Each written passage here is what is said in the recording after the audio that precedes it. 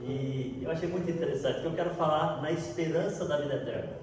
Nós, hoje, irmãos, nós vivemos uma vida muito sem esperança. Quem sabe se vai acordar amanhã? Quem sabe o que vai ter amanhã? Negócios estão confusos, o governo está confuso, guerras para todos os lados. É muito estranho. Eu fiquei 16 dias dentro de uma UTI, só saía para dormir em casa e voltava para lá, das 7 da manhã às 7 da noite, todos os dias, né? E a gente vê muita tristeza, muita angústia, muitos sonhos não realizados, muitas frustrações, expectativas que não foram atingidas, e isso mexe com a gente. Você sabe que eu não pareço, mas já tenho mais de 60 anos, é só o cabelo branco que conta, né? O resto ainda está correndo aí, firme e forte, que diga a Rita, né? Todo dia forte, correndo, fazendo ginástica, é muito bom. Então, queridos, vocês pensaram outra coisa, eu vi, né? Mas aí o que acontece? A gente olhando para essas expectativas, eu lembrei de Emaús, no caminho de Emaús, por quê? Jesus, ele avisou que ele ia morrer, ele avisou que ele ia ressuscitar. Os discípulos ficaram perguntando, mas quando vai acontecer isso? Né? Há uma série de incógnitas que estavam na cabeça daqueles homens, quando andavam diretamente com Jesus, e Jesus falando o que ia acontecer. Parecia que a galera não entendia a conversa de Jesus. E Jesus morre. E depois ressuscita. E depois ele vai andando por uma estrada e encontra 2 dos seus discípulos caminhando de Jerusalém para a cidade de Emaús. E eu fiquei pensando naquilo, falei, poxa, Jesus, será que tu não explicaste direito? Ou o pessoal que não entendeu, né? Mas a gente vai entendendo que a expectativa dos judeus naquela época, e até dos judeus até hoje, é que venha um Messias para guerrear a favor deles, guerra mesmo, né? Hoje seria metralhadora, naquela época era espada, né? Mas a expectativa deles era que viria um filho de Davi, da descendência de Davi, para poder lutar e vencer por Israel. Essa era a expectativa deles. Então Jesus vem, é declarado como Messias. Qual era a expectativa dos seus discípulos? Que Jesus se tornasse um general, né? E enfrentasse todas as nações e vencesse todas as guerras. Jesus morre. Imagina a frustração daqueles homens. Eles devem ter pensado, poxa, toda a nossa esperança foi por água abaixo. Você já investiu num negócio que deu prejuízo? Eu já. E aí você vai aquela expectativa, sonho, eu vou comprar isso, fazer aquilo outro, isso dá para aquilo, e de repente te dá prejuízo. Uma frustração, não é? Então, tudo tem os seus momentos de frustração. E esses homens estavam frustrados. E era interessante que Jesus estava ali do lado deles, Jesus estava a caminhar com eles, vocês vão ver isso lá em Lucas capítulo 24, sabe? Jesus andando com eles, e Jesus ainda pergunta para eles, gente, o que está acontecendo? Sabe o que eles falaram para Jesus? Eles falaram assim, Jesus, tu está vindo de Jerusalém, aonde Jerusalém seria a reunião da ONU hoje, que aconteceu nos Estados Unidos. Todo mundo, televisão, está tudo lá, né? Jerusalém naquela época era o local, que tudo acontecia. E aí, Jesus está saindo também de Jerusalém, e os discípulos falaram, mas será que o senhor não entendeu, o senhor não viu nada, o senhor será que é a única pessoa que não percebeu o que está acontecendo? Quase que Jesus foi preso, não sabe nada, inocente, como diz a pastora de vocês. Mas o que aconteceu? Jesus falou para eles, olha cara, é o seguinte, conta para mim as suas frustrações. E aqui eu quero, antes de entrar naquilo que eu quero falar totalmente, eu quero te deixar uma dica. Jesus está à sua disposição para você contar para Ele as suas frustrações. Porque Jesus podia ter falado, pô, cara, eu sou Jesus. Não podia? Mas ele falou, não, mas e vocês aí? Conta para mim o que vocês estão pensando. O que aconteceu que está tão confuso, né, na vida de vocês? O que está acontecendo? E Jesus está assim para nós o tempo todo. A gente está cheio de frustração, cheio de problemas. Quando briga com a mulher, então, a gente não sabe se mata ela ou se, sabe, ou se morre primeiro, né? Vocês nunca brigaram com a mulher, não? Só eu, né? Todo mundo discute, todo mundo tem problemas, todo mundo tem situações. que tem hora que frustra, fala assim, poxa, eu sou casado há 30 anos com a minha mulher, é um casamento feliz, mas de vez em quando se arranha. Aí quando arranha, o diabo fala assim, será que você casou com a mulher certa? Eu falei, é lógico, e a única, né?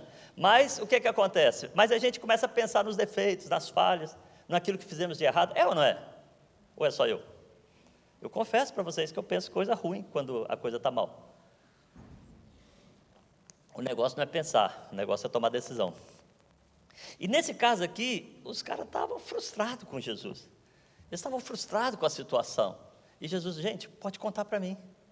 Tanto que depois Jesus revela a eles quem ele era. E sabe o que acontece com eles? Eles voltam para Jerusalém. Porque o acontecimento não era Emaús. Emaús era uma fuga. O acontecimento era Jerusalém. E eles voltam para Jerusalém. O que acontece hoje na nossa vida? Nós estamos frustrados com o mundo. A gente trabalha. A gente adquire bem, sim. A gente casa, leva aquela vida normal. Uns com mais, outros com menos. Não é isso que quero dizer. Mas a gente muitas vezes frustra. Frustra com casamento, frustra com criação de filho, frustra com empresa que a gente gere. Frustra ou não frustra? Frustra, lógico. Nem tudo dá certo na vida. Aliás, Jesus disse, no mundo tereis aflições. Jesus disse que ele venceu o mundo. Então, o que acontece? Só que Jesus está do lado, falando, gente, conta para mim. Fala o seu problema. Eu quero estar contigo nisso. Nesses 16 dias de UTI, né, que foi antes de eu ir para o Algarve, o que aconteceu? Eu vi muita coisa. Eu olhava para o meu pai e falava, Deus, só um milagre. Eu olhava para aquelas pessoas, aí morre um ali na UTI do lado, sabe? Pessoas chorando aqui, as enfermeiras estressadas. Muitas delas vieram para mim, não dá para o senhor arrumar um emprego para mim, direto lá na Unimed, porque a gente tinha acesso dentro da Unimed lá em Goiânia, e por causa disso meu pai foi muito bem tratado. Não dá para o senhor ajudar a gente a mudar de emprego? A gente frustra com o emprego, frustra ou não frustra? Só que Jesus quer saber, e a gente não quer contar. A gente tem de florear, não, está tudo bem, né? Mas não está, gente. O mundo não está bem. Porque o mundo está canalizado para aquilo que vai acontecer. E nós não vamos mudar o mundo. Alguém aqui pode acabar com a guerra na Ucrânia? Levante a mão que eu vou te mandar para lá agora. A minha filha esteve lá, esteve nas trincheiras, ajudou lá num grupo lá de um general que converteu com todo o batalhão deles. Eles estavam pregando o evangelho para eles lá. Aí ela voltou, eu falei, ei filha, é só barulho de bomba, pai. Bum, bum. Tá? Alguém pode mudar a guerra em Israel, o que está acontecendo em Gaza? Todo mundo diz que sim, né? Aí os grandes. Mas será que querem? Será que podem? Agora uma coisa nós temos que ter. Aonde está a nossa esperança? Por que nós podemos ser felizes, independente das circunstâncias? Por que nós podemos andar, sabe, sonhando, projetando coisas, independente das circunstâncias? Porque nós temos uma esperança daquilo que nós vamos viver no futuro. O meu pai falou para mim desse jeitinho, falou, Aguinaldinho, meu pai chama Aguinaldo também, ele falou, e eles me chamam de Aguinaldinho, eu acho muito gostoso, vocês podem me chamar, eu aceito, de Aguinaldinho, eu gosto disso, assim, parece que é mimoso, né? E a enfermeira entrou no quarto e falou, ô senhor Aguinaldinho, e eu pensei que era para mim, era para o meu pai, fiquei frustrado, né? Aí, ele, Aguinaldinho, é o seguinte, eu já entendi que se eu conhecer Jesus do jeito que você está me explicando, e eu decidi conhecê-lo, fiz tudo do jeito que você me explicou, entreguei a minha vida para Jesus, dependo dele, então agora eu estou numa seringa, eu tenho 95 anos, ele falou para mim, se Deus apertar, eu passo por lá de lá, e eu não quero que você fique triste. Sabe por que ele falou isso para mim? Porque ele entendeu o que vai acontecer no futuro, e nós que entendemos isso, nós, por mais que frustramos com essa terra, nós não vamos levar nada dessa terra. Nós estávamos conversando ontem na mesa de uma tia da Rita, lá em Faro, estávamos a almoçar, e ela falando das lutas que ela tem, porque ela perdeu a mãe há pouco tempo, e eu falei, é normal você ter lutas nessa terra, mas quando você chegar lá, aí o meu tio disse assim, é outra dimensão. E a nossa esperança não está nessa terra. Nessa terra nós trabalhamos, fazemos o que temos que fazer, sim ou não? Todo mundo tem que comer, tem que trabalhar, tem que pagar conta, isso é normal. Ninguém vai fugir disso, não tem como. Mas a nossa esperança está na nossa vida em Cristo, pós-terra. Então, Por isso que eu chamei na esperança da vida eterna. Porque a vida eterna, ela existe. Quer queiram, quer não. E ela, olha só, é tão verdadeira, que eu vou ler alguns textos para vocês aqui, que Deus deixa escrito para nós na palavra. Tito, capítulo 1, verso 1 ao 2, diz: eleitos de Deus, e o pleno conhecimento da verdade segundo a piedade. Os eleitos de Deus, aqueles que aceitaram Jesus como seu Senhor e seu Salvador, aqueles que entregaram sua vida para Jesus, ok? São os eleitos. Na esperança da vida eterna. Fala comigo, na esperança da vida eterna. Que o Deus que não pode mentir prometeu antes dos tempos eternos. Quem que prometeu? Está na palavra. Nós devemos viver na esperança da vida eterna. Fala para o seu vizinho, nós devemos viver na esperança da vida eterna. Uau! Irmãos, quando você olha para homens com 95 anos, 105 anos, eles não são agarrados a mais nada terreno. Quando você conversa com eles, eles falam que eles poderiam ter vivido uma vida totalmente diferente, sim, mas a expectativa deles está no futuro. E só há dois caminhos. O Hermes pregou aqui, era dois o que, Hermes? Duas coisas podem acontecer. Ou você vai para o céu, para a vida eterna, ou você vai para o lago de fogo, para a vida eterna. E na Bíblia mostra que aquele amigo, aquele senhor que foi para o lago de fogo, falou: pai Abrão, tem jeito aí de o senhor me tirar daqui para tomar um cafezinho fora? Aí ele falou: não dá não, meu amigo. O abismo que nos separa é eterno. Então não tem opção, ok? E Deus está falando para nós, aqueles que forem eleitos, não é porque foram escolhidos para, é porque decidiram ser eleitos, decidiram fazer parte, decidiram aceitar Jesus como seu Senhor e Salvador, esses podem viver na esperança da vida eterna. Tito capítulo 3, versos 6 e 7, Jesus Cristo, nosso Salvador, a fim de que justificados por graça. O que é justificados por graça? A graça, ela é um favor imerecido. Nós vivíamos no pecado. Romanos 3, 23 ou 6, 23, diz que todos pecaram e carecem da glória de Deus, todos. Então todo ser humano nasceu pecador, mas aquele que encontra a graça de Deus, um favor imerecido, a morte e a ressurreição de Jesus, esses nos tornemos herdeiros segundo a esperança da vida eterna. Nós nos tornamos herdeiros, Tito 3, 6, 7, segundo a esperança da vida eterna. Então é Deus que está falando para nós, que nós temos que colocar nossa expectativa naquilo que nos traz esperança, a vida eterna. Pastor, por que você está falando disso? Porque está na hora. A perseguição está chegando para tudo quanto é lado. Em Inglaterra, há poucos dias, 2, 3 semanas, um rapaz estava falando de Jesus na rua, a polícia veio e prendeu o cara porque estava falando de Jesus. Hoje, solta-se o bandido e prende quem proclama paz. Há países que a perseguição sobre os cristãos está tão grande que eles estão matando, chegam nas igrejas e matam. Há um amigo nosso que trouxemos aqui, ele é da Indonésia, ele esteve ministrando aqui. Uma vez entraram na igreja dele, numa das igrejas dele, que ele tem uma igreja lá de 20 mil membros na Indonésia, mas ele tem várias igrejas no interior. Entraram no interior e mataram todo mundo. Aí você fala: e aí?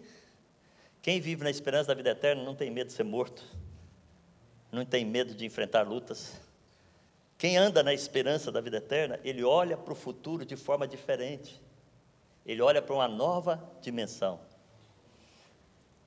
1 Coríntios capítulo 15, verso 19, se a nossa esperança em Cristo se limita apenas a esta vida, olha o que o apóstolo Paulo fala, gente, isso aqui é para arrebentar com a gente. Se a nossa esperança em Cristo se limita apenas a esta vida, somos os mais infelizes de todos os homens. Eu vou falar para vocês, irmãos, vocês sabem, eu já fui empresário, eu já trabalhei em altos cargos do governo, também já limpei chão e fiz tudo que é possível para sobreviver, já quebrei e voltei a levantar, essas coisas que no mundo a gente vive. Se a minha expectativa fosse terra, era melhor já ter morrido. Porque em tudo há um teor de frustração. Só que Jesus disse: eu venci todas. A vitória está em Cristo. Então, se a minha vida em Cristo limitar, eu sou cristão, eu vou na igreja, eu canto louvores, eu danço, eu não sei o quê, eu prego o evangelho de vez em quando para um, para outro quando dá, né? Vivo uma vida do meu jeito, o que vai acontecer? O apóstolo Paulo está falando: eu sou mais dos infelizes dos homens. Romanos capítulo 8, verso 21, 26, na esperança de que a própria criação será redimida do cativeiro da corrupção. Um rapaz virou para mim: pastor, você não pode falar de corrupção não, porque corrupção é tão difícil viver nesses tempos. Eu falei: então você nunca leu a Bíblia. Ele falou: por quê? Eu falei: porque logo em Gênesis capítulo 6, Deus destrói a terra por causa da corrupção que havia na terra, e só salvou uma família, Noé e sua família. E por que Deus fez aquilo? Foi porque a corrupção era insuportável. Então nós não sabemos ainda o que é essa corrupção tão insuportável. É muito fácil a gente dar opinião, né? A gente assiste o jornal e vai comentar com o outro: se fosse eu lá no governo eu fazia assim. Se fosse eu lá na empresa do cara eu fazia assim. Se fosse eu no lugar do meu patrão eu fazia assim. Se fosse eu no lugar do meu pastor, eu fazia assim. É muito fácil. Falar do que não entende é o que todo mundo sabe. Porque poucos entendem do que estão a falar. Então nós temos que pôr nossa esperança em Cristo. E aqui dizia que na esperança de a própria criação ser redimida do cativeiro da corrupção, para a liberdade da glória dos filhos de Deus. Porque sabemos que toda a criação, a um só tempo, geme e suporta angústias até agora. Olha o que ele está falando. E não somente ela, mas também nós, que temos as primícias do Espírito, igualmente gememos em nosso íntimo. O problema do ímpio é problema seu? É. Porque nós pagamos imposto, o ímpio paga também. É ou não é? Tem gente que tem problemas financeiros, outros problemas familiares, outros emocionais. Os problemas existem para todos em igual modo. E ele está falando: todos nós temos esses problemas. Que temos as primícias do Espírito, igualmente gememos em nosso íntimo, aguardando a adoção de filhos. Olha, cara, ele geme aguardando. Aguardando. Irmãos, eu vivo aguardando a volta de Jesus.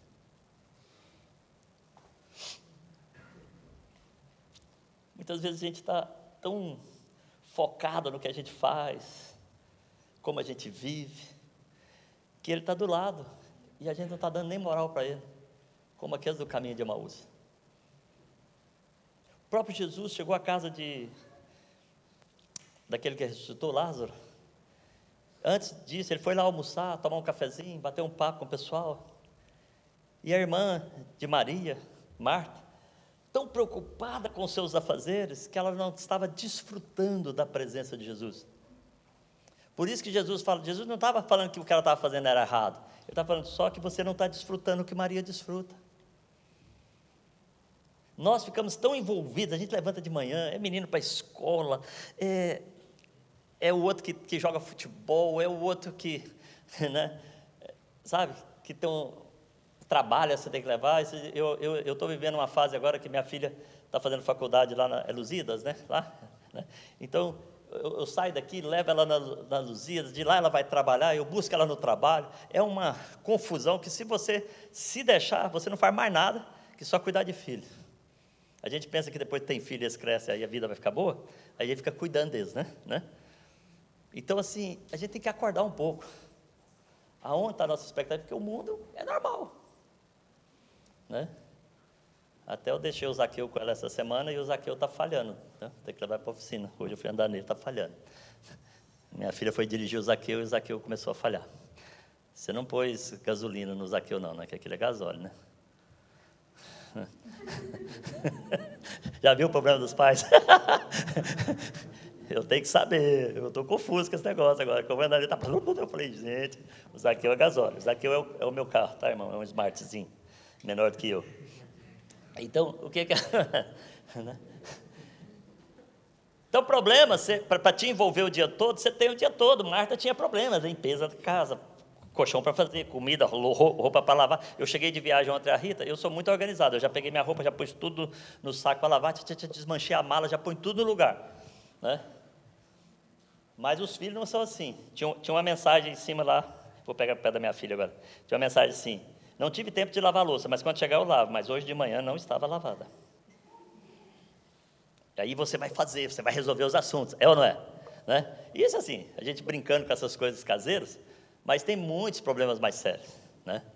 Antes de eu sair daqui, eu já tenho que marcar minha aula de Pilates, porque eu falei para a senhora, para a professora de Pilates, falei para ela assim: isso é coisa para velho e para mulher. Na terceira aula, eu estou lá, só tinha 2 homens dentro da sala, né? E o resto era mulher. Ela falou assim: senhor Aguinaldo, o que é Pilates para o senhor? Eu falei: uma coisa excepcional, diferente, interessante, né? A gente arruma problema até onde não tem, né? Mas assim, se eu não marcar, eu não consigo. Então a vida da gente é cheia de agitação e coisinhas para a gente fazer o dia todo. E se a gente distrair, como aqueles senhores que estavam indo para Emaús estavam distraídos, a gente perde o tempo da presença de Deus. E Jesus disse que vai voltar. Então, ora, a esperança que se vê não é esperança, pois se alguém vê como espera, mas se esperarmos o que não vemos, com paciência aguardamos. Nós temos que ter paciência, ninguém sabe o dia e a hora. Quando que Jesus vem? Me ajuda aí, porque se você responder que é hoje, eu já vou trabalhar diferente. Se eu souber que é daqui a 2 anos, né? A gente vai correr diferente. Ninguém sabe, Jesus disse que isso cabe ao Pai, está lá em Mateus 24. Mateus 24, 36, Jesus disse: ó, isso cabe ao Pai, não cabe a nós, sabemos. Agora, como é que ele vem? Esse aqui é joia. Tanto em 1 Tessalonicenses capítulo 5, Apocalipse 16, 15, ele vem como ladrão. Agora, por que ele vem como ladrão? Porque ninguém sabe a hora. Ladrão avisa? Eita! O Everton, vou assaltar sua casa amanhã às 3 da manhã. O cara põe, sabe, tudo que é tipo de proteção, né? À volta. E ainda dorme com a espingarda no pé. Por quê? Ele sabe a hora que o ladrão avisa. Agora, Jesus estava falando de roubo? Não, ele estava falando que ele vai vir no momento em que ninguém percebe. E a Bíblia nos mostra que nós estamos vivendo uma vida assim, de muito entretenimento. Desculpa para quem é desportista, mas hoje o futebol é mais importante que qualquer notícia da televisão. Você abre a televisão, 5, 6, 7 canais comuns falando só de futebol. Depois que o Mourinho chegou, então, pelo amor de Deus, é só Benfica. E eu sou apaixonado do esporte. Tem um benfiquista ali. Né? Parabéns para ti. Né? Eu assisti mais a Rita uma reportagem agora sobre o Mourinho na época do Tottenham, né? E a gente fica impressionado com a forma que ele trabalha, como ele é estruturado, organizado, como é que ele lidar com as pessoas. É muito bom aprender com quem sabe. Mas só fala de futebol. Sabe? Tem outras coisas na vida melhor para viver. Né? Então, televisão, a guerra, as imagens é as mesmas do ano passado. Parece que nem as imagens eles mudam mais, né?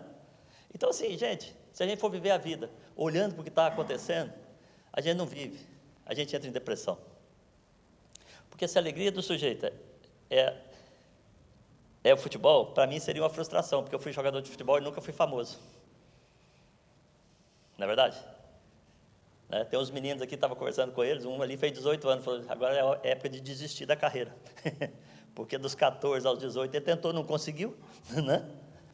Entende? Então, assim, nós temos que acordar e prestar atenção nas coisas. Porque Jesus, ele não está falando de roubo, ele está falando que ele vem numa hora que ninguém entende, em que todo mundo vai estar casando, fazendo festa, se divertindo, curtindo a vida, passeando no Algarve, né? Igual eu passei a semana, né? Sabe? Só que todos os dias de manhã, além da gente passar o dia, né, dona Aninha, sempre falando das coisas de Deus, apesar do descanso, foi muito bom o descanso, sabe? Buscando a presença de Deus e caminhar com Ele. Porque a nossa expectativa tem que ser na volta dEle, porque quando Ele voltar, não vai haver ranger de dente, não vai haver intriga, sabe? Irmão, vai ser maravilhoso. A gente vai olhar para o careca e achar bonito, porque todo mundo vai ser bonito, vai ser diferente. Ninguém sabe como é que vai ser, mas a Bíblia diz que vai ser diferente.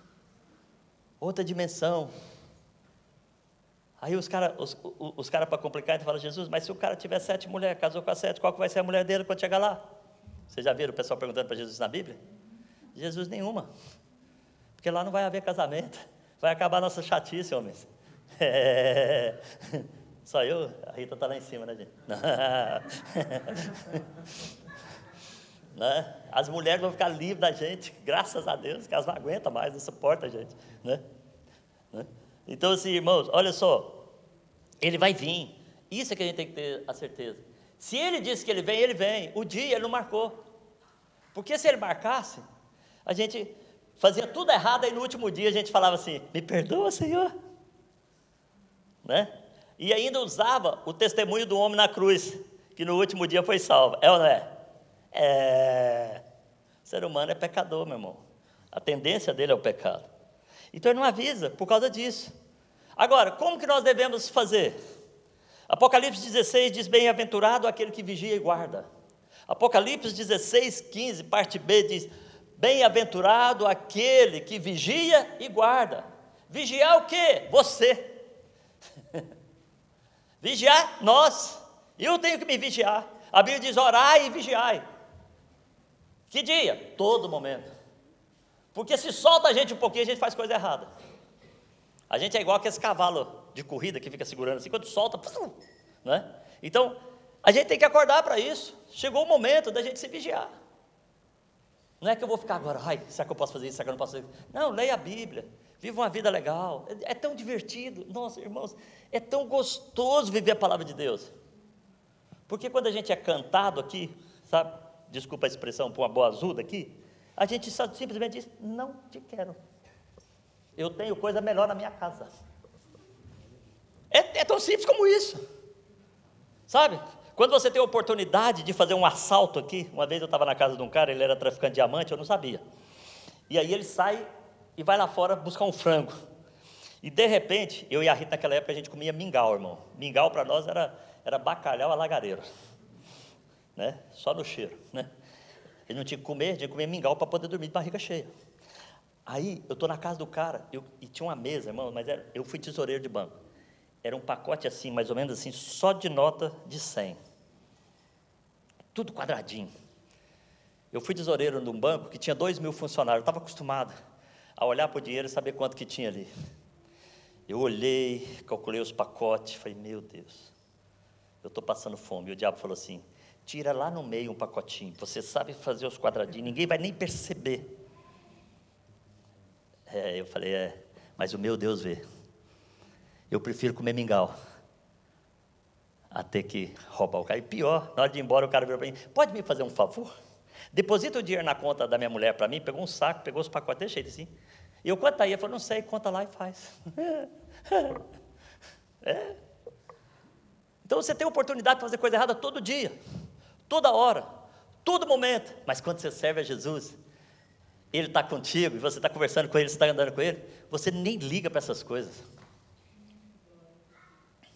Estava a brincar ali com o irmão, porque a gente gosta de coisa boa, gosta ou não gostamos? E eu estive no Brasil, lá na casa dos meus primos são muito ricos.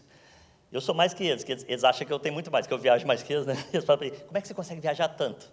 Aí eu mostro o meu lerite para eles, falam: como? Né? Quando eu mostro o recibo, eles: como?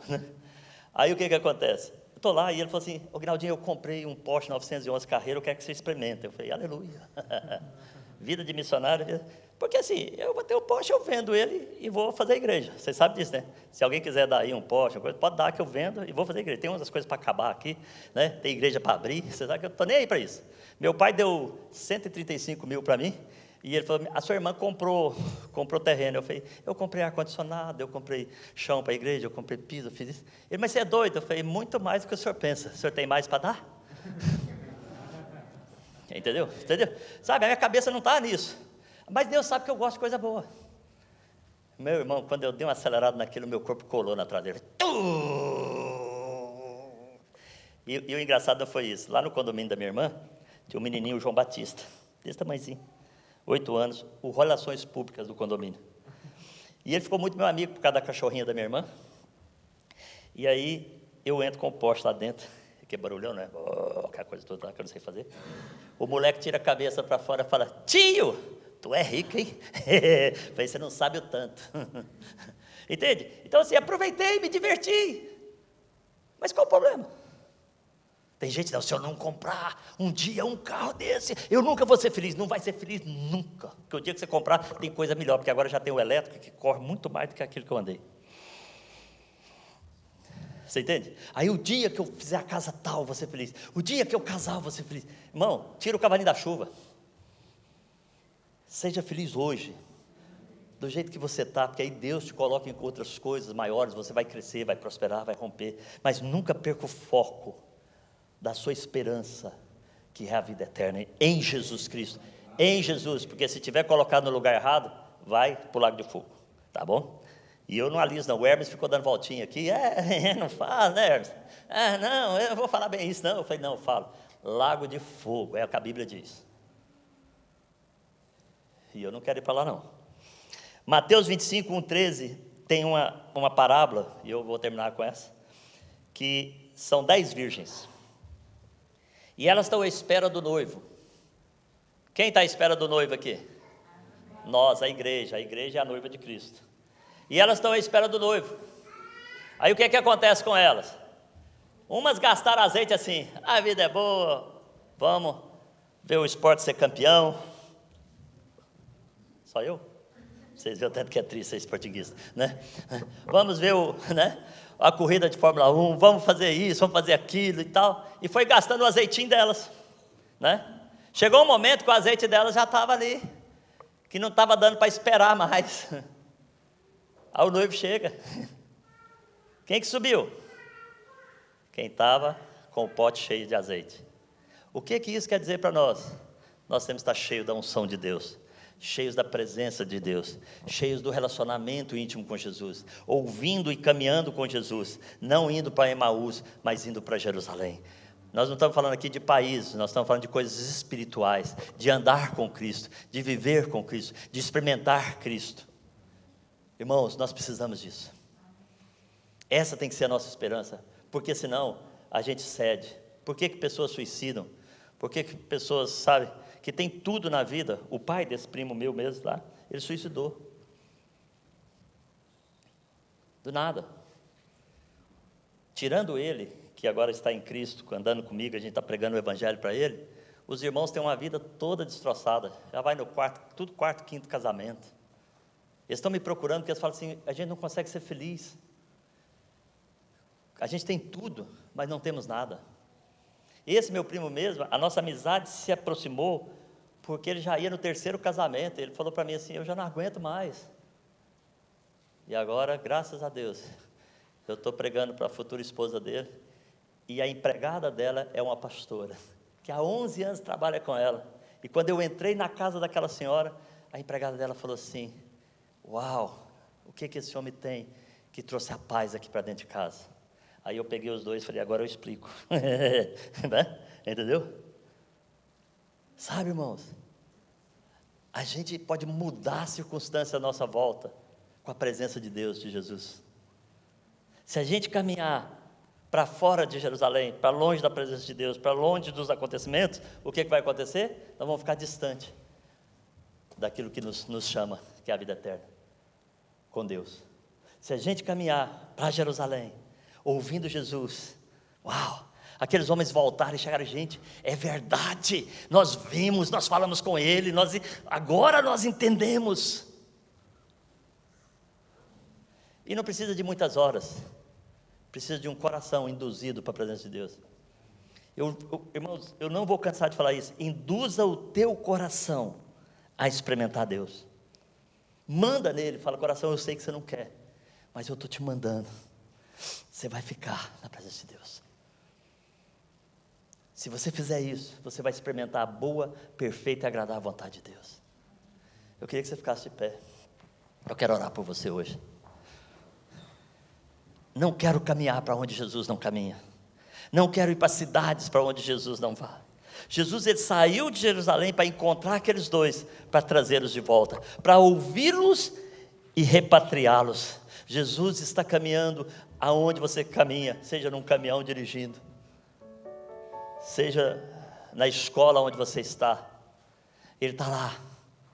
Você é o testemunho da presença dEle, e Ele está falando, o que você está frustrado, conta para mim, eu quero mudar essa situação, eu vou mudar a sua volta às circunstâncias, você vai experimentar coisas que você nunca imaginou na sua vida, você vai viver de uma forma diferente, e principalmente, eu quero te levar comigo para o céu.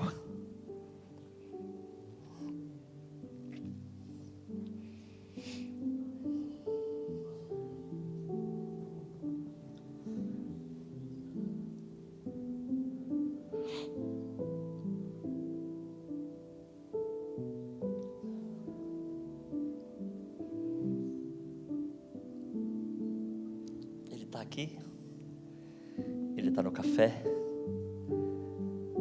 Ele é onipresente, Ele está na sua casa, Ele está quando você toma banho, quando você fala com os filhos, quando você faz um negócio, quando você obedece ou não ao seu patrão, Ele está ali. Ele fala: filho, por que sua vida está assim? Eu no hospital, no primeiro dia foi muito louco. Entrou uma enfermeira, ela estava tão vermelha, tão vermelha, tão vermelha. Eu olhei para ela e falei: a senhora está pior que meu pai. Menina nova, 20 e poucos anos. Posso fazer ali uma oração? Ela falou: pode. Eu peguei no rostinho, vem cá, Bia. Corre aqui, Bia. Peguei no rostinho dela, assim, tão simples como isso. O Deus fofinho que eu sirvo está te curando. Ela: só isso? Eu falei: é tudo que eu tenho. Ela sai à porta do quarto do meu pai, que aquilo é tipo camaradas separadas, não é que as UTI com todo mundo junto, chama UTI humanizada, um quarto para cada um, uma suítezinha para cada um. Quando ela sai à porta assim, ela vira e volta e fala assim: o que o senhor fez comigo? Eu falei: eu nada, mas o Deus fofinho te curou. Passados 2 dias, a enfermeira-chefe que estava com ela voltou lá no coisa e falou: eu preciso falar com o senhor.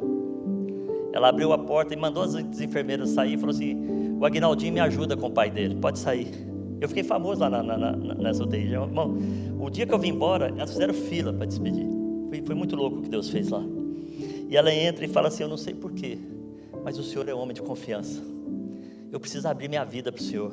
Ninguém no hospital sabe da minha vida. Eu estou com esse problema, sabe?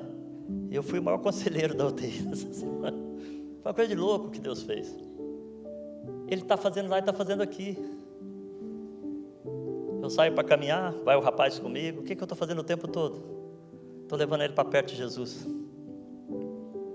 Eu estou no trabalho, eu estou limpando o chão, como a Rita diz. Muitas vezes a gente vem limpar chão, tem irmão que vem com a gente, aí está levando o irmão a conhecer Jesus. Foi muito louco.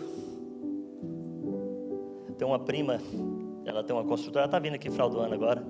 Até ela disse que vai ligar para a Tatiana caminhar ela aí nos passeios, vai trazer o pai dela. A mãe dela morreu, ela estava muito frustrada. Minha mãe morreu. Eu falei: minha filha, depois dos 90, qualquer piscada já foi, né? E aí a gente conversando, e eu pregando o evangelho para ela por telefone. Ela foi numa pregação igual essa. Ela estava separada do marido, eles voltaram lá e estão sendo aconselhados pelo pastor. Aceitaram Jesus. Jesus entrou na vida dela. Sabe, a minha irmã psicóloga, pensa numa irmã chata. Ela era chata, né? Todo mundo sai de casa, fica só eu em casa.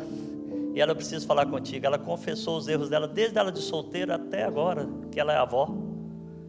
E eu fiquei ouvindo ela até 3:30 da manhã. Ontem minha irmã me ligou, a outra, que é cristã, e falou assim: ela disse que foi das melhores conversas que ela teve na vida dela. Ela mudou a perspectiva sobre quem é Deus, depois que ela conversou contigo até 3 horas da manhã. O que nós estamos fazendo, irmãos? Vamos nos encher de azeite. É dando que se recebe, não é dar dinheiro, dar coisas, é se dando a Deus, é se entregando a Deus, é caminhando com Deus, é lendo a palavra de Deus, que é viva e eficaz, que separa espírito de alma. É essa palavra que muda a nossa vida.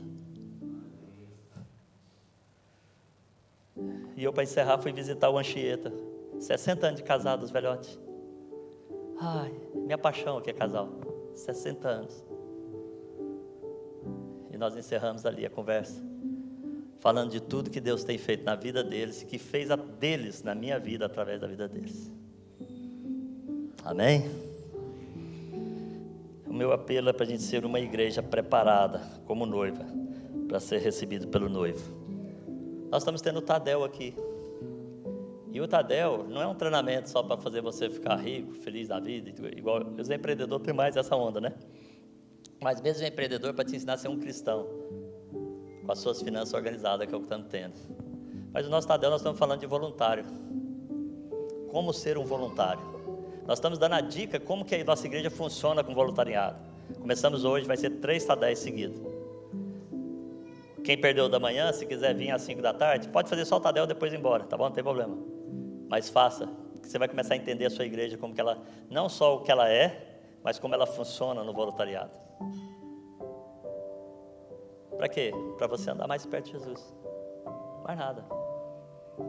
Porque Jesus era o mesmo pregando, como diz a Rita, para Nicodemos, como curando o leproso, como lavando os pés dos discípulos, como ensinando eles. E nós temos que ser assim. Nós temos que ter as nossas vasilhas cheias de azeite, cheias de vida de Deus, cheias de unção de Deus, cheias de presença de Deus. Porque se você morrer hoje, você sabe para onde você vai? Faça essa pergunta a você mesmo. Se você morrer hoje, você sabe se você vai estar com Cristo ou se você vai estar no lago de fogo? Como é que está a sua vasilha de azeite? É sério, né? Eu gosto de coisa séria. Eu acho que o que é sério mexe com a gente. Eu podia pregar aqui, mas vocês conseguem? Não, vocês precisam se arrepender dos seus pecados e voltar para Cristo e andar com Cristo, porque só esse é o caminho que te leva à vida eterna com Ele, não há outro.